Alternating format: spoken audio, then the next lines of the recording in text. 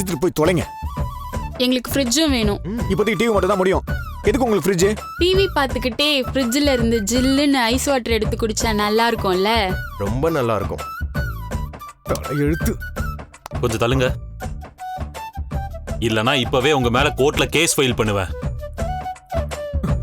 போங்க, எடுத்துட்டு போங்க, போங்க. வாராணி, அந்த சைடு நல்ல பிராண்டா இருக்கும், அங்க பார்த்து எடுத்துக்கலாம். அடுத்த வாட்டி ஏசி எடுத்துக்கலாம். இன்னொன்னு எடுப்போம் சார். தப்பு பண்ணிட்டோமே.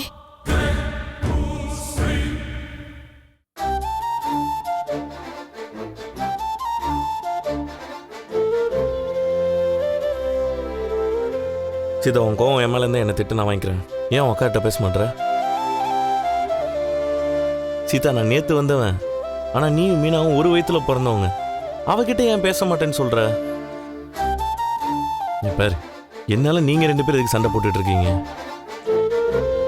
உங்களை எதிர்த்து பேசணும்னு நினைக்கல மாமா, ஆனால் நீங்கள் பண்ணது சரியில்லை. புரியுது. உன் புருஷனை நான் தான் ஆள் வச்சு அடிச்சிருப்பேன், நீ நம்பர் இல்லை.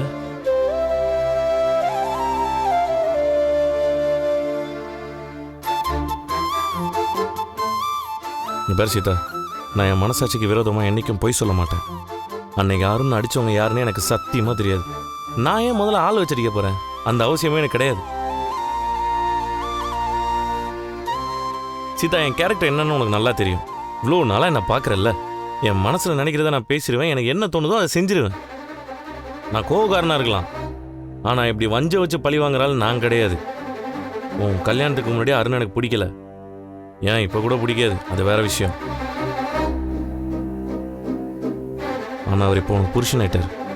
உன்னை பொறுத்த வரைக்கும் எங்கள் எல்லாரையும் விட அருண் தான் உனக்கு முக்கியம். தப்பு இல்லை, நீ அப்படிதான் நினைக்கணும். ஒரு பொண்டாட்டி அப்படிதான் இருப்பா. உனக்கு கல்யாணம் ஆன அப்புறம் இந்த விஷயத்தில் நான் தலையிடுறதே இல்லை. அருணுக்கும் எனக்கு பிடிக்காது. நீங்க தான் மாமா அப்படி நினைக்கிறீங்க.